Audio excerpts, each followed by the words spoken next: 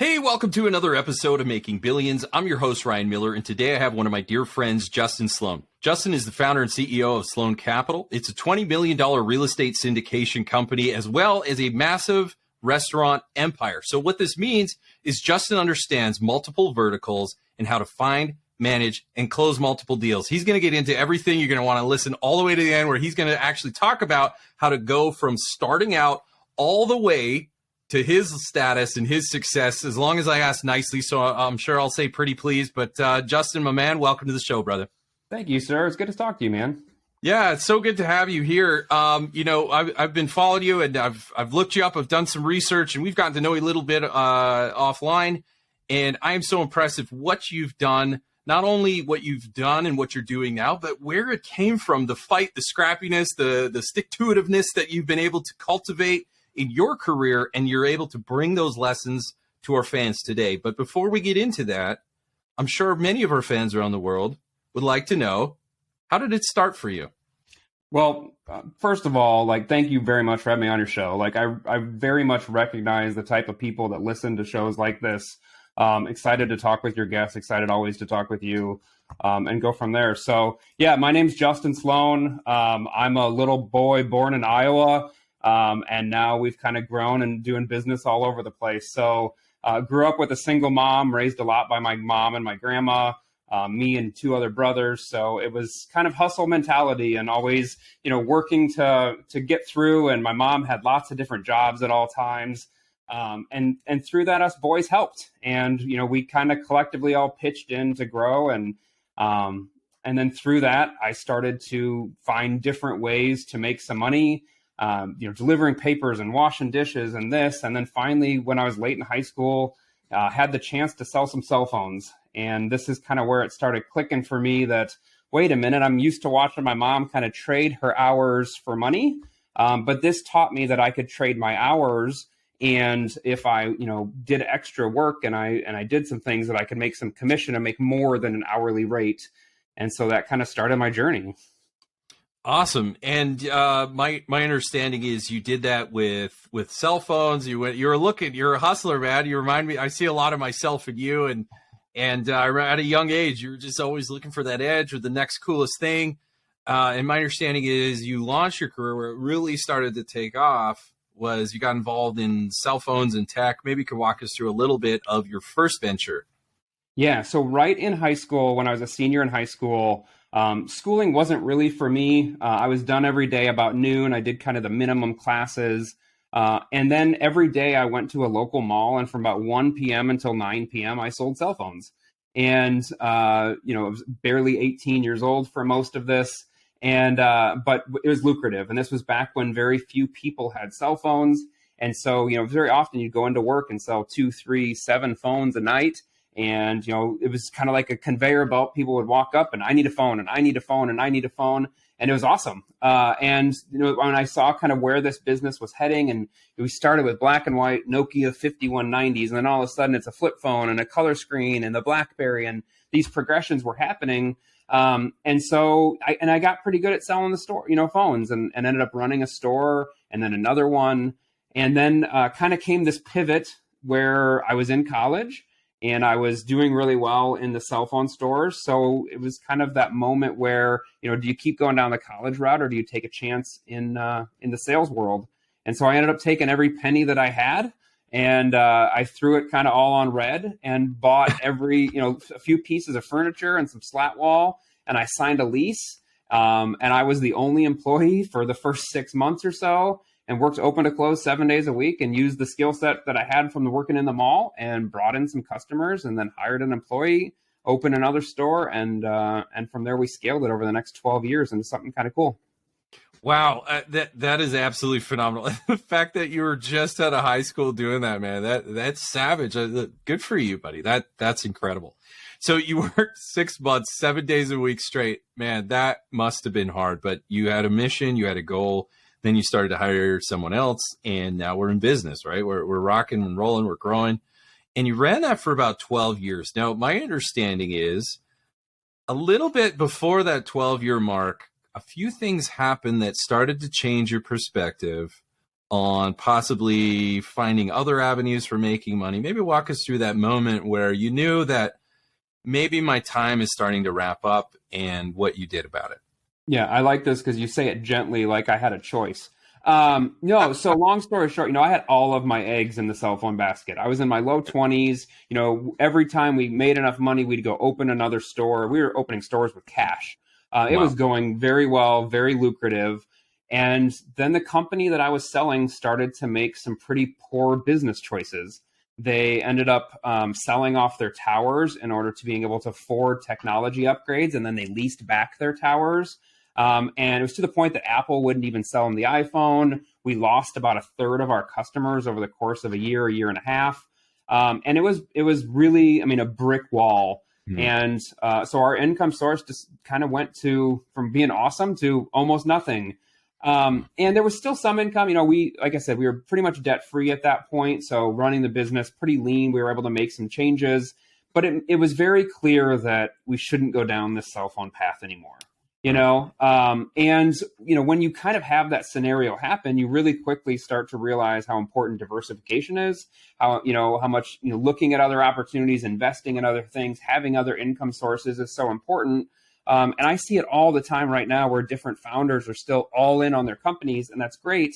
But sometimes when the companies have different flows, having other income sources actually allows you to make better decisions. So at that moment, I got very, very focused on finding other opportunities and started looking at a million other companies, other franchises. And unfortunately, I started talking to a couple of people about real estate and what would happen. I was familiar with real estate. I was in a bunch of strip malls. I was a tenant. And so wanted to look at that as a diversification strategy, and it ended up making sense. Awesome. And so 12 years later, after the cell phone game took its course in your life, so it started, and it's not like here we're talking about making billions. So there's obviously an underlying insinuation that we're talking about money, and we are. However, there's many other lessons. So those people listening to our show around the world, everybody's at different phases. So people starting out listening to Justin's story, there's lessons here, right? So obviously decisions matter. Don't do stupid things that make Apple ghost you, but also you're able to, like, the customer service, working hard, managing bills, signing a lease. Right? You were a kid and you learned all these things at a very early age. You just got started. And then, you were willing, and there's a difference between being invincible and being unstoppable. And you obviously made the distinction that you were going to be unstoppable. So as one thing starts to kind of take the tail end, you moved into real estate. Like you said, you diversified different income streams, and that then started to take off. So with that being said, that maybe you can walk us through about growing your real estate business and where that took you and some of the insights that it provided. Yeah, my knowledge was literally zero, to the point where I was talking with somebody and he said, every rich person I've ever met owns real estate. And I was like, oh, that's cool. And I was like, well, I'm running a business. The business is still doing okay. I don't have time to go manage tenants and do all that kind of stuff. And he said to me, well, why don't you go hire a property manager? And I was so naive that I literally didn't even know what a property manager was. But when I realized there was such a person in the world that would take care of if I could find the deals, you'll take care of the headaches. Wait a minute. That sounds good to me. And so I flew back, and I literally went online, Googled property managers in my city, and I started sending a few messages and talking with a few of them, understanding their process of managing the tenants, what the dollars were, what they recommended for, vacancy and this and all this kind of stuff. And then just dove in with every resource that I could. To the point where it was kind of, I always use the analogy of like fantasy football draft. I was always looking at properties and what if I bought that? What would I do to it? What would it rent for? And just paying attention to lots of different deals at all times. And then finally made the first choice, bought a property, fix it a little bit, rent it, turn it over, sit back. I was like, wait a minute. Okay. A couple months go by. Hey, they paid this much rent. The expenses were what we thought they were. Let's do another one, and another. And another and another and another. And now we hear, 10, 12 years later, and it compounds pretty quick. Wow. That phenomenal. So you started out, you found that thing, you just got started, you found people to help, just like you did before. You can see your experience is starting to come through. And, my understanding then, during COVID, this fun moment, this footnote in our history called COVID, real estate people it was rough, man. I mean, I'm just curious, how did that work out for you? Yeah. So after it was 12 years of running the cell phone stores, and the writing was on the wall that it was time to sunset that business. It was pretty clear that the company that I was selling was kind of end up getting bought out. I was right. It was about a year afterwards, and so that makes it so you have kind of uncertainty of where you end up in that mix and all of that. And so we started doing some different things, from selling a location. We closed one down. We gave one to a corporate office in return for a multi-year lease. And then at age 32, I walked out of my last cell phone store and put the key in the door. And I had built up enough real estate at that point that the plan was to passively live off of that. And we did for a couple years, and I loved it. It was awesome. I lived right across the street from a golf course. That was kind of my life. And fast forward a little bit, and like you said, COVID happens. And, this passive business turned into an active business in the midst of 3 hours. I can remember exactly where I'm sitting, exactly when they announced this thing. My phone starts ringing, businesses are being forced to close down. And you kick back to those days of like, wait a minute, this thing's churning all day, every day. There's no problems. And then boom, brick wall. And it's time to get back in and rebuild.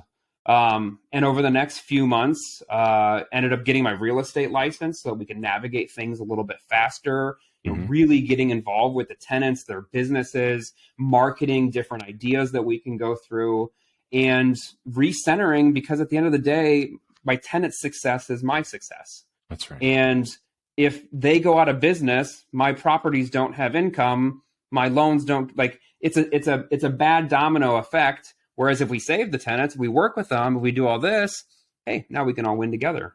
Right. Live to fight another day. And that you did. So you ran into the brick wall in the cell phone industry, and you found a way around that.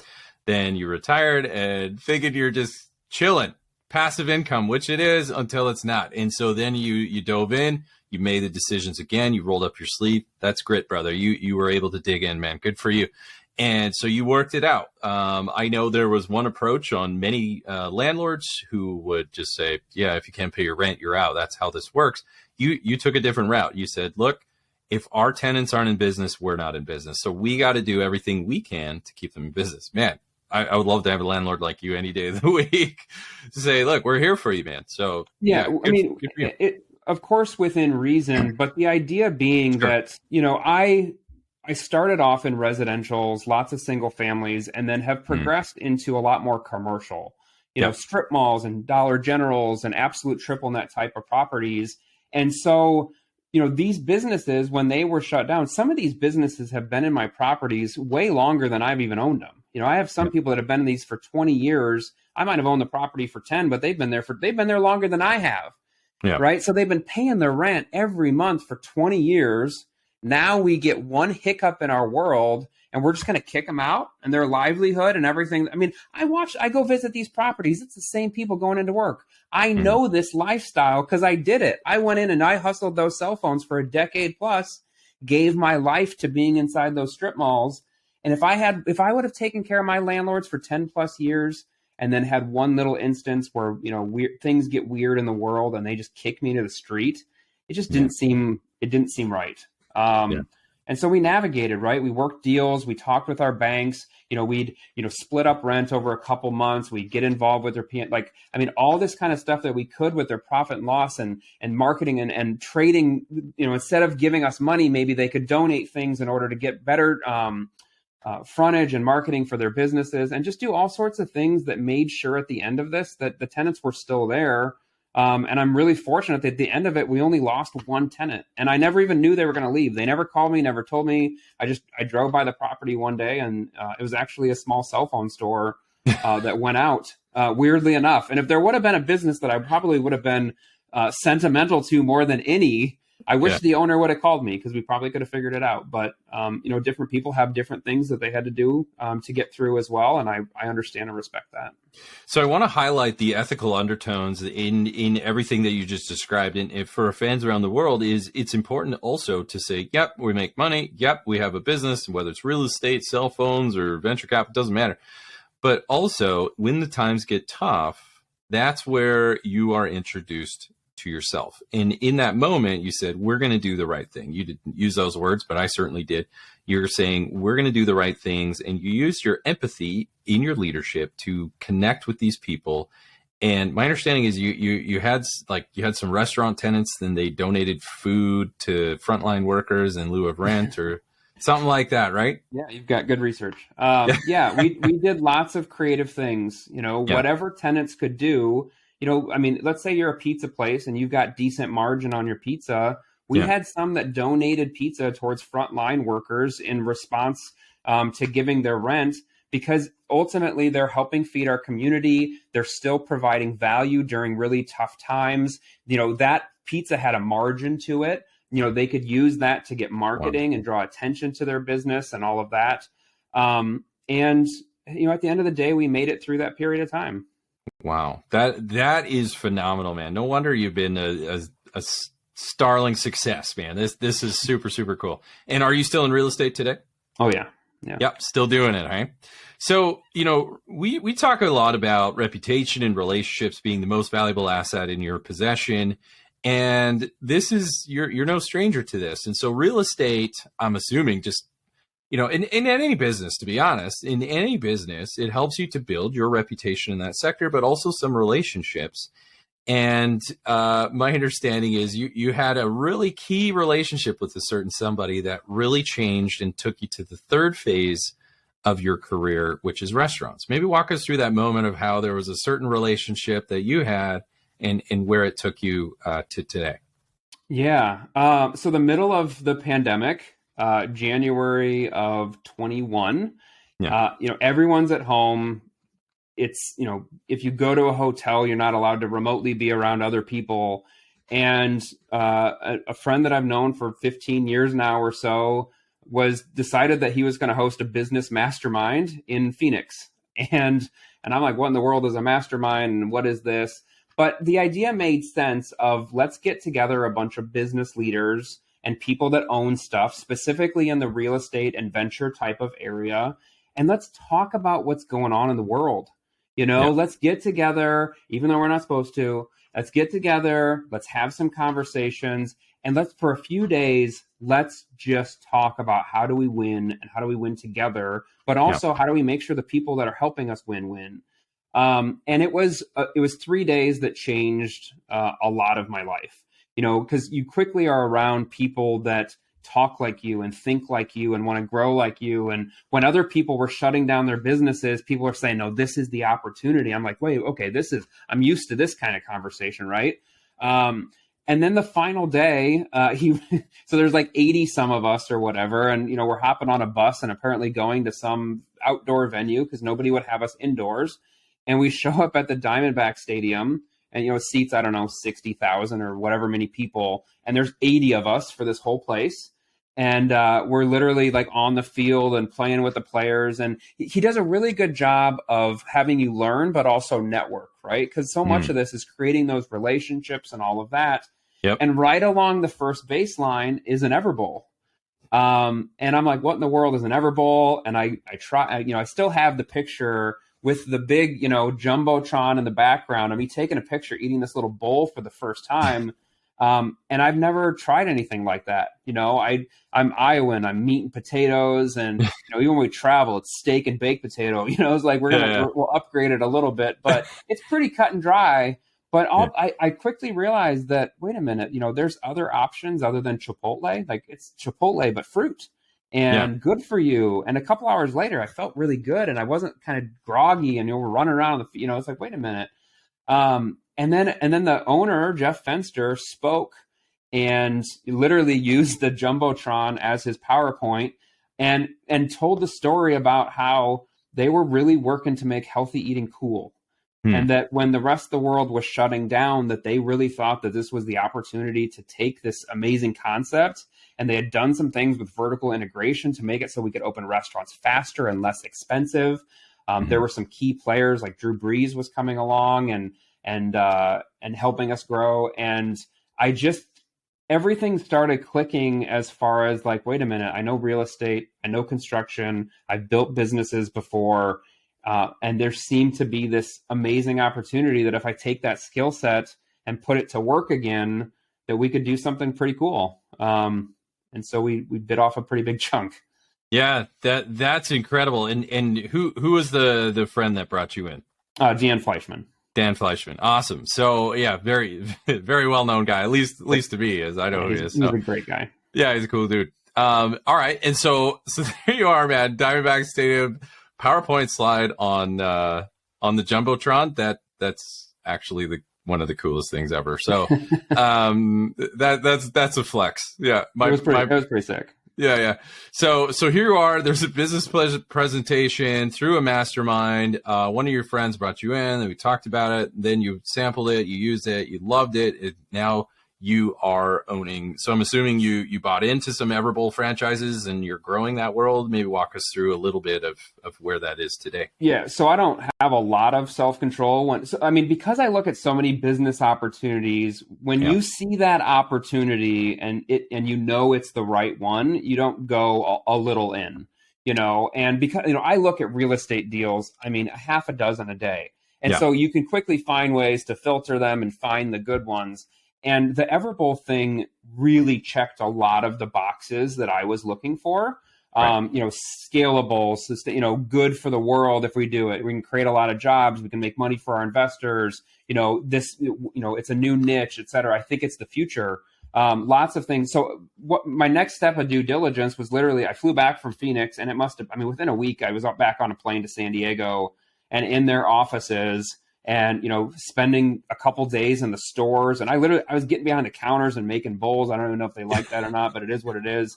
But I wanted to fully understand this whole thing because it just really clicked to me. And what was really important to me was this was something I personally wanted. Yes. The meat and potato guy wanted a bowl of fruit and realized that, wait a minute, what they were doing of taking the closest way of Mother Nature and bringing it to people and giving them ingredients that, nobody else was doing in a way that nobody else was doing. And then, when I got in the stores, I couldn't believe that I've never been in a business where the customers weren't unhappy. In cell phones, almost every customer that walks in the door, usually there's some sort of issue, right? They need to get a new phone, their bill, won over something, they cracked a screen, who knows the situation, but usually there's a problem. Yeah. And what I found with Everbowl is that every customer that was coming in was loving the fact that they were there to provide them an incredible meal. The staff was caring and making friends with the customers. Yep. And I fell in love with the culture and what they were doing. And from there, we made the agreement to buy the rights to the state of Texas and begin to help them develop out that state. Phenomenal, man. So you found a business that you loved and you kept doing it. And you could see for fans around the world that Justin kept applying those lessons of growing businesses, working with franchise, understanding construction.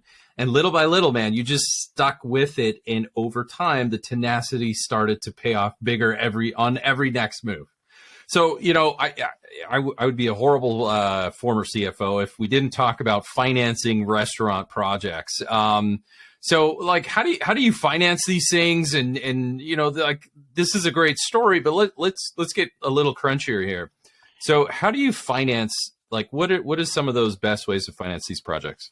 Sure. So, there's the normal traditional route of go to a bank or SBA or whatever. But because of the fact that we're looking at scaling into the dozens or 100 plus of these, wanted to take approach that we could get more people to win along with us. Sure. And so, part of Everbowl is trying to get Everbowl for everyone. And there's a lot of different ways that we can make people part of Everbowl as we continue to grow the brand.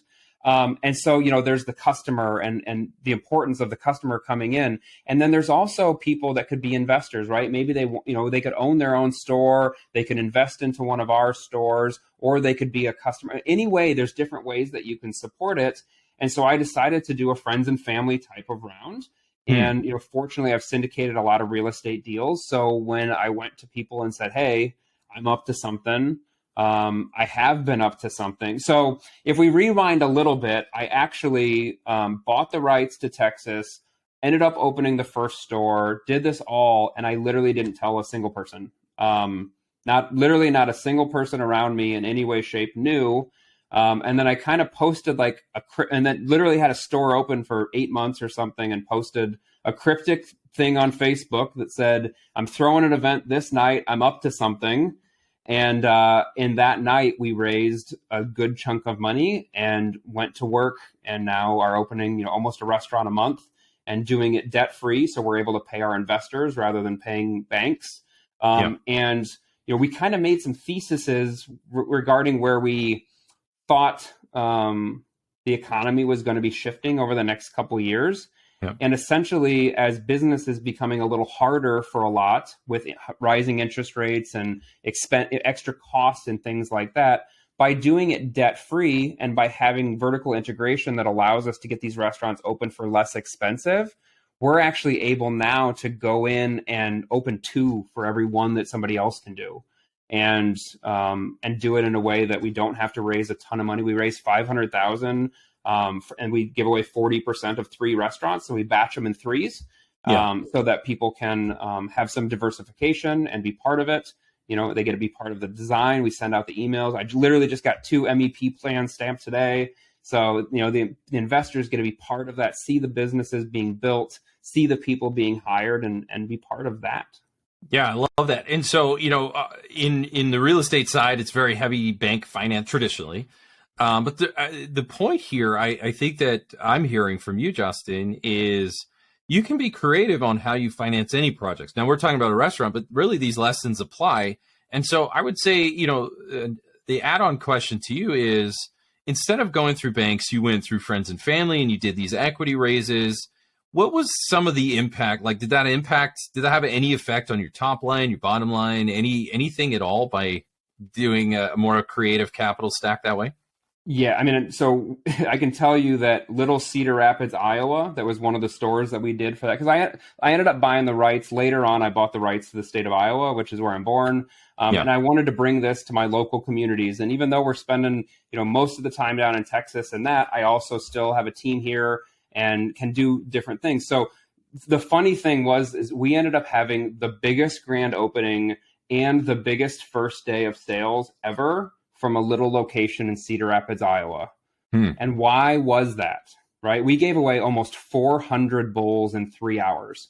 So if you do the math, that's a bowl almost every 30 seconds that's being made and customized for somebody for 3 straight. It was a factory, a line around the building. It's one of my favorite videos that we have because we let the community be part of helping us bring these restaurants to the community. We have dozens of investors. And I still have people that, they don't even live in Dallas, but they'll fly in and they'll be there for business and they'll swing by and shoot me a picture of their bowl. And people are getting to be part of what we're part of and grow it together and win together. And we're doing a cool thing, right? We're adding jobs and creating healthy meals and building businesses. That's right. And it's created this awesome community of people that are changing things together. Phenomenal. So for those of us who are listening around the world, I in my day-to-day stuff, I have that purview of working in venture capital. And honestly, a lot of the times when you see founders that are stingy with their equity, to me, that's a red flag. I mean, you can get too carried away on both sides of that spectrum. But somewhere along the line, when you show that that the owners are somewhat generous with some of their equity distributions, especially in the early days, that's smart for the exact reason that you did it. And so, I don't want to get lost in the story because there is a good principle for all funders and founders listening to the show is following Justin's example is he's saying, look, man, if you bring in the key equity investors, they will help you grow and promote your business. So Absolutely. Don't be too stingy with your equity. Don't be too loose with it either. You won't have anything left. But using equity as not only a funding mechanism, but also a top line growth mechanism can absolutely change the game for you, for me, as well as many of our people around the world that are looking to fund and finance deals. So thank you for sharing that information. So, as we wrap things up and we kind of round third base, as I always say, we're taking it home. I'm just curious. I promised our friends around the world that I'd say pretty please. So please, would you be able to share with us some of your kind of your takeaways? You've had such a great experience, and one step just made you more successful in the next, and so on. I would love to hear some of maybe 2, maybe 3 different takeaways that you found to be successful, and also how do they implement it? Yeah. So the first thing that I would say to everybody listening is if you haven't gotten involved in a deal yet, you got to get involved in something. Whether it's passively investing into a friend's deal, or you could be the person that's laying carpet in a rental house that's being flipped, talk with those flippers and find maybe there's a way that you can add value to it in a different way. But the importance of being involved in deals, I can't take away from the importance of this, because every deal that you're in makes you better for the future deals. Right now, one of the reasons that I became a pretty decent landlord was I was actually a tenant first, right? I had a lot of landlords, and then I could talk to the different landlords and realize, wait a minute, I kind of want a landlord like this one. And so when I finally became a landlord, I could talk to the tenants like this one. And when they had issues, I could help resolve them, and we could work through things. And I didn't want to be like this landlord. And so it's very important to be part of deals. And even now, as we invest in other syndicates, and, one of the things that makes me a better capital person is that I put a lot of capital with other people. So I see the way that they give me the updates, and I understand the communication, and I understand how they treat their investors, which then makes it so I can choose how to treat my investors and how to communicate with them. And the more deals that you can be part of, the more you can cherry pick the pieces that you understand and go with that. I love that. So instead of being a man of means, you became a man of value. I love that. Yeah. So and then once you get involved in those deals, provide as much value as you can. Don't sit back and say, it's up to you to make me money. Sit back and say, hey, how do we win even more together? How do we do more deals together, right? You want to become that easy. I can't tell you how many companies I'd send $5 or whatever grand for, and I'd be sharing their posts online and high-fiving and liking this like I'm their biggest advocate in the world, but I have next to nothing. But the reality is, I want those people to be successful. Yeah. And the more that you want everyone else to be successful, they're going to want you to be successful, and you end up creating this incredible network of people that just want to win for each other together. Absolutely. And like you alluded to before, reputation, relationship. So even, right, you get on this deal, I've had a similar journey, man. So I absolutely agree. Just say, how can I support you? I would offer, I've been in school at the time for 7 years, and I would say, hey, I don't have any deal experience, but this is the one thing I can build you financial models. I can tell you what anything is worth. Absolutely. And, we help you to get a 360-degree view on the risks and the profits and different variables. I won't even charge you. I'd just love to come in and do I talked about that in my earlier episodes. We don't have to go over it here, but literally it put me at the table with billionaires, oil tycoons, royalty in the Middle East, all just because I said, how can I add value? Not, absolutely, well, you got to pay me for my consulting because I'm cool. No, just add value. Just get in the room, get that deal experience. Absolutely, 100%. You see, Justin Sloan knows what's up. He knows what he's doing. So follow this guy. Any what other tips have you found other than getting in on deals and adding value? What else have you found that you can share? So something that really lifted up my deal flow was when I started getting into some of the personal branding stuff. So I would really lean on people that are thinking about getting into investing and networking and stuff, that you got to put yourself out there. You've got to find a way to tell your story and do it in a way that doesn't necessarily intrude with your business. But the reality is that we all have a brand, whether we like it or not, right? When people search me online or they go to an Instagram page or wherever, there's different things in there that tell a story. And if they go to LinkedIn, there's different things there that tell a story. So why wouldn't we want to tell our stories and show what we're doing? And so I made the decision. I literally started my Instagram page, go back 18 months ago or so when we were getting ready to open our first store. And I said, I'm just going to start showing people videos when I have when I'm in there and we build out the store, when we have a grand opening, and then through that, I'd be on a podcast like this and record some of the content and post that and give my response to a couple things. Or somebody would, want a half an hour of coaching or whatever. And I'd be like, sure, free, as long as I can record it. And what happened was you end up creating this huge network of people all around you that realize, hey, wait a minute, he's doing this too. And now I'm like all the Everbowl owners and the whole company, like we're all friends and we're winning, we're talking different ideas, we're celebrating and winning together. You find more investors, all this kind of stuff. So you've got a brand, make sure that you're the one that's controlling that narrative and telling and showing people what you're doing. Awesome. So, and how do you do that?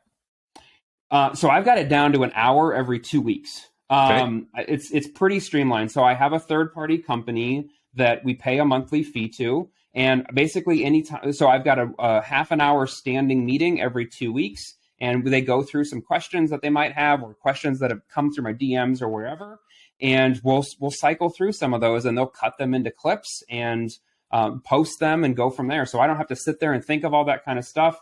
It's me that's on the account, but they're the ones that does the posting, and so. It just streamlines, I don't want my day to be, hey, at this time I got to post this and do this and that. So we just streamlined as much as I can. And then, it's as many stories as you can do, right before I hop on this podcast, what I do, hey, I'm on a podcast, right? Because we're just telling stories, just showing what we're doing. Just a fun Wednesday night. Yeah. Good times, man. We're having a good time.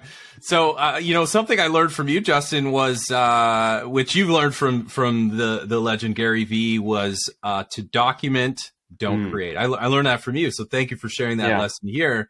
What does that mean to you? I mean, you've talked about the cell phone. Like, how do you document and don't create? Because I know a lot of content creators, we talk about that, and Gary and you and even myself says, BS.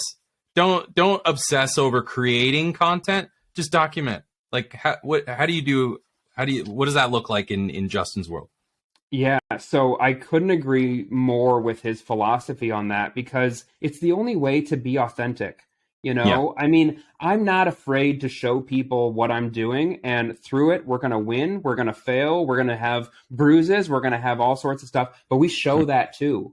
I mean, I can't tell you the amount of times that things don't work out the way that we thought, or this happened, whatever. But when you show that, what happens is you're showing that you're real, because when you just follow curated content, you're getting only the highlight reel. And at some point, it's a little unrelatable. It's like, wait a minute, does this person ever have a headache, right? Do they ever have a problem? Do they have any staff, right? Because it just looks like it's all Ferraris and, private jets and all this kind of stuff. Where's the actual work?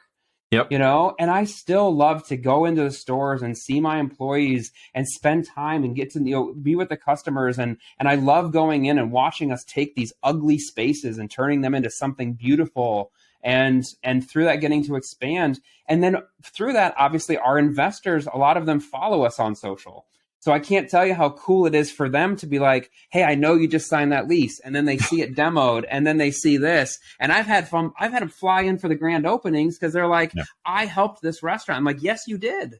Awesome. And I just think it's really special to, the more that we can show what we're doing, and especially document, show what we're doing with other people's money, then it makes them, hey, he's not, when I invest in Apple, I have no idea what they're going to do with the money.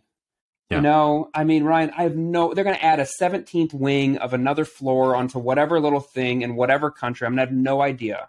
Right. But the nice thing is when people write a check to us, they have ownership in these 3 locations, and I can show you the addresses, and you can drive to them, and that you helped put money into that wall and that freezer, and those employees have jobs because of you. Like, literally, it's kind of crazy, but for every $50K we raise, we create between 2 and 3 jobs. Like, that's how efficient we can be with this in changing things. And when we find those right partners and we show them along the way, they just continue to support. And it's a really cool thing to be proud of. Man, absolutely phenomenal advice, man. So you just walk through reputation relationships, man, kind of my ethos as well. You're just saying, look, you're building a brand. That's your reputation. It's what people, when your name comes up, what comes to their mind. You're building it either way, and just document it. And to your point, and this is something you've taught me, was Authenticity, man. People respond to that. In fact, I would argue or even compliment and take it up a notch I would say people are thirsting for it.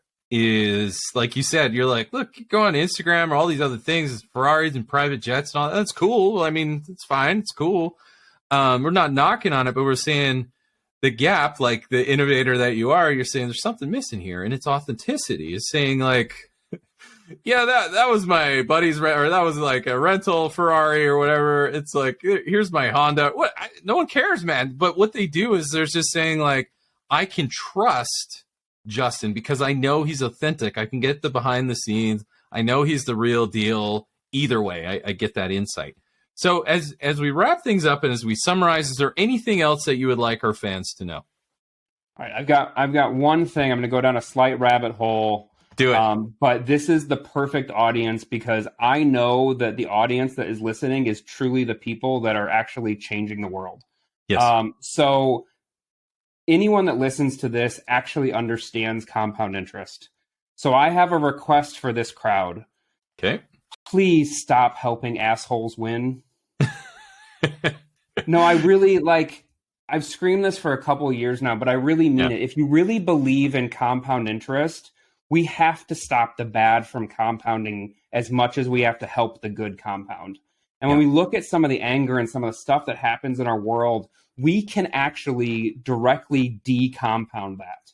You know, there's a lot of deals that we can be part of. There's a lot of people that are doing great things that we can help compound. There's a lot of places that we can put our resources that are for the good, but they can also go the other way.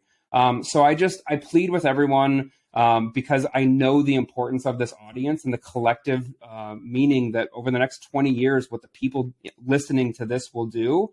So if you've got that asshole that calls you and wants to invest, just find the dollars from somebody else. You know, if you get that next opportunity, but you know that they're doing it by putting out some good people and doing business in a way that doesn't make you feel super good at night, let's just remove that one from the plate and watch the other things, the good things, go fill up your plate instead. Yeah, and that is phenomenal. So the no a-hole rule, I love that.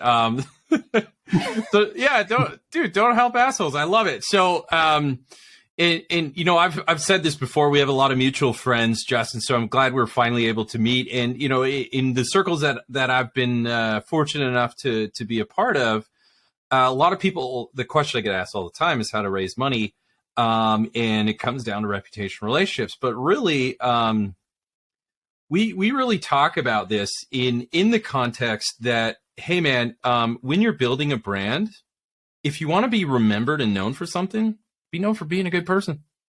As crazy as that sounds, being honest and a good person in this industry actually makes you stand out. First of all, that's equally awesome as it is terrifying. That being a good person that's authentic and not flashing rental Ferraris and all this stuff, but you're just like, yeah, like take it or leave it. But being a good person, because I can tell you that I've had many investors invest with me who will take, even though maybe someone else is doing a similar thing, can give them a couple extra points. They know they can trust me. They know I'm authentic, and they will support on that no a-hole rule. So I've never heard it put that way, but I certainly love that. So, you know, as we wrap things up, just, you know, summarizing what Justin has taught us today, focus on getting in on a lot of deals. And then once you're in, for even the littlest amount, maybe it's free, whenever you get in, then really try to be a person of value. Provide as much value to the deal as you can. That will boost your reputation and relationships, as it did with Justin, as it has with me. Further, document, don't create, right? You want to be, right, as my good friend says, if they don't know you, they can't follow you. So if you're out there and you're getting social media and posting, just document what you're doing, man. Show people that you're getting it done, that it does require some work, that it's not just big fat watches and private planes, but this is a lot of hard work, and people, still, surprising as it is, they follow that. And Justin's found that out as well. And then finally, don't support assholes, man. If you really want to stand out for being honest, for being authentic. You do these things, and you too will be well on your way in your pursuit of making billions.